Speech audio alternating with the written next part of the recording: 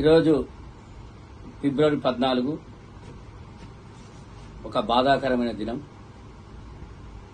పుల్వామా జిల్లాలో శ్రీనగర్ సరిహద్దుల్లో వీర జవాన్లు హాలిడేస్కు తిరిగి నుంచి డ్యూటీ వెళ్ళడానికి వెళ్తుండగా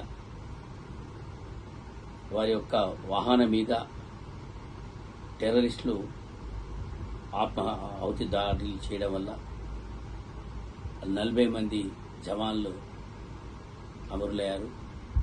అటువంటి బాధాకరమైన దినం ఈరోజు. అటువంటి దినాన్న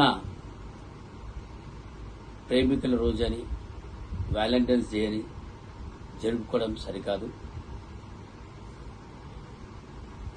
40 మంది వీర జవాన్ల యొక్క ప్రాణాలు పోయి వారి కుటుంబ సభ్యులు రోధిస్తున్న దినం ఈరోజు.